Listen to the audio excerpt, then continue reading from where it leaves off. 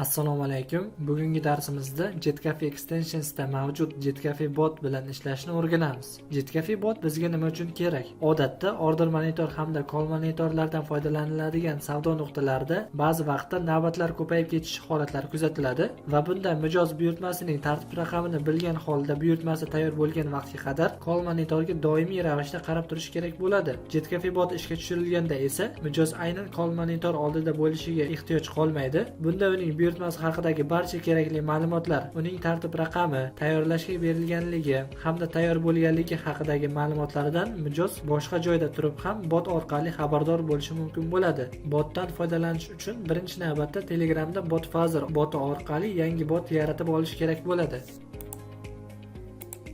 Bu yerdan dastlab yaratmoqchi bo'lgan botimizning nomini kiritib olamiz.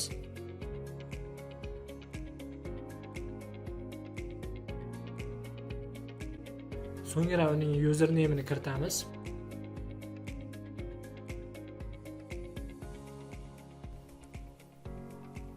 Bot yaratilgandan so'ng uning tokenidan nusxa olinadi hamda Jetcafe botga kiriladi. Bu yerdan sozlamalar bo'limiga o'tiladi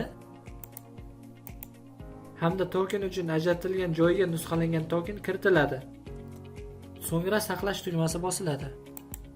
So'ngra sozlamalar bo'limidan database-ga o'tib, uning ishlashi yoki yo'qligi tekshirib olinadi. Bu yerda sinov tugmasi bosiladi. U ishladi. Bu yerni ham saqlab olamiz. So'ngra sozlamalar bo'limiga o'tib, doimiy servisga o'tamiz hamda bu yerdan uni o'rnatishni bosamiz. Servis o'rnatildi. Bu yerdan ishla tugmasini bosamiz. Servis ishga tushyapti. So'ngra yangilash tugmasini bosamiz. Servis ishlayapti. Endi esa Jetcafe asosiy dasturidagi sozlamalar bo'limidan дополнительные настройки o'tiladi va bu yerdan pechat bo'limiga o'tib, распечатать QR kod для отслеживания заказaga galочка qo'yiladi hamda uning pastidagi joyga yaratilgan botning username kiritiladi.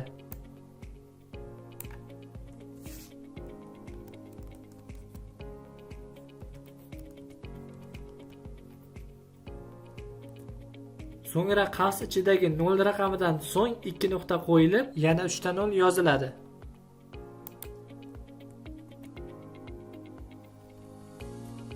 Eslatib o'tamiz, mana bu yerda telegram.me deb yozilgan bo'lishi kerak. t.me yoki boshqa variantlar biz uchun yaroqli hisoblanmaydi. So'ngra bu yerni saqlanib qilib chiqib ketamiz. Bu yerdagi ma'lumotlar kiritilgandan so'ng Jetcafe botga o'tilib, dastur holati yangilab olinadi. Endi esa samoobsluživание turidagi stolga kirib zakaz qabul qilamiz hamda unga oplata qilamiz.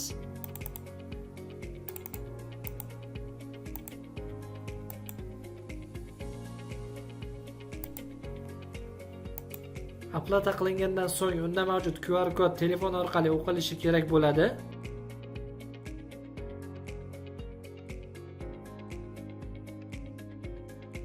Ko'rib turganingizdek, botga o'tilgandan so'ng buyurtma tartib raqami haqida ma'lumot shu zahoti qabul qilindi. Endi esa order monitor orqali buyurtmani tayyorlashga beramiz va botga qaraymiz. Ko'rib turganingizdek, order monitordan tayyorlashga berilgandan so'ng u haqidagi ma'lumot bot orqali jo'natildi. Endi esa order monitorda qolgan amallarni ham bajaramiz.